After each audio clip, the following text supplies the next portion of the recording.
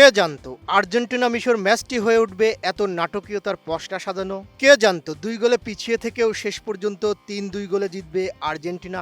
এমন হার হজম করতে কষ্ট হবে যে কোনো দলেরই। মিশর কোচ হুসাম হাসানেরও কষ্ট হচ্ছে। তবে এমন হারের পেছনে পরোক্ষে ফিফা ও রেফারিকে দায়ী মনে করছেন তিনি। মিশরের সঙ্গে অন্যায় হয়েছে এবং আর্জেন্টিনা ও লিওনেল মেসিকে টুর্নামেন্টে টিকিয়ে রাখার চেষ্টা ছিল বলে অভিযোগ করেছেন মিশর কোচ। আটলান্টায় শেষ 16 ম্যাচটিতে ক্রিস্টিয়ান রোমেরো, মেসি ও এনজো ফার্নান্দেজের গোলে জিতেছে আর্জেন্টিনা।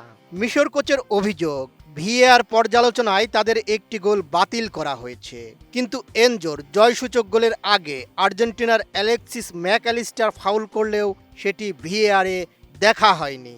তাই হাসানের দাবি, মাঠের ঘটনার পাশাপাশি মাঠের বাইরের কারণও তাদের হারের জন্য দায়ী। নোভা এলইডি টিভি, ঝকঝকে ছবি, নিখুঁত শব্দ, 5 বছরের ওয়ারেন্টি। নোভা মানে সঠিক মান, নিশ্চিত সেবা। টুর্নামেন্ট থেকে মিশরের বিদায়ের পর সংবাদ সম্মেলনে হাসান বলেন, বিশ্ব চ্যাম্পিয়নদের চেয়ে আমরা ভালো খেলেছি, প্রায় সব দিকেই আমরা এগিয়েছিলাম, কিন্তু মাঠের ভেতরের কিছু সিদ্ধান্ত এবং মাঠের বাইরের কিছু বিষয় ম্যাচের ফলকে প্রভাবিত করেছে। তিনি যোগ করেন, হয়তো তারা চেয়েছিল বিশ্ব চ্যাম্পিয়নরা টুর্নামেন্টে টিকে থাকুক, হয়তো তারা চেয়েছিল মেসি প্রতিযোগিতায় থাকুক।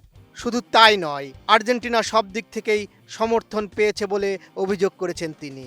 এরপর তিনি বলেন, ফুটবল খেলোয়াড়দের পারফরম্যান্সের চেয়ে কখনো কখনো বাইরের বিষয় বেশি প্রভাব ফেলে।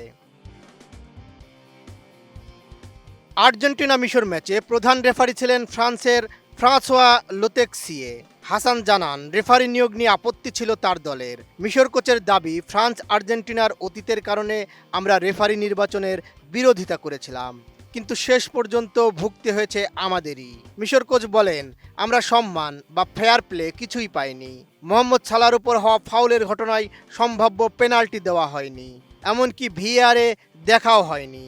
আমাদের দ্বিতীয় গোলও অদ্ভুতভাবে বাতিল করা হয়েছে।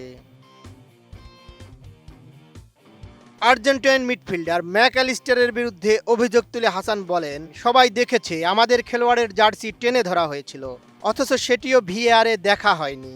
বাস্তব জীবন অন্যায্য হতে পারে, কিন্তু খেলাধুলায়ও কেন ন্যায্যতা থাকবে না? এই ম্যাচের ফল এবং যেভাবে সবকিছু ঘটেছে তাতে আমি সন্তুষ্ট নই।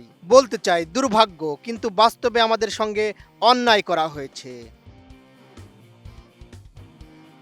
ম্যাচ শেষে রেফারি লোতেক্সিয়ের সঙ্গে কথা কাটাকাটিও হয় মিশর কোচের। সে প্রসঙ্গে হাসান বলেন, আমি রেফারিকে বলেছি এটা অন্যায়। আমি বলেছি হয়তো তার লুকানোর কিছু আছে। কেউ যদি কিছু লুকানোর চেষ্টা করে, অনেক সময় সেটি লুকিয়ে রাখতে পারে না। বদিউজ্জামান মিলন, এটিএন নিউজ।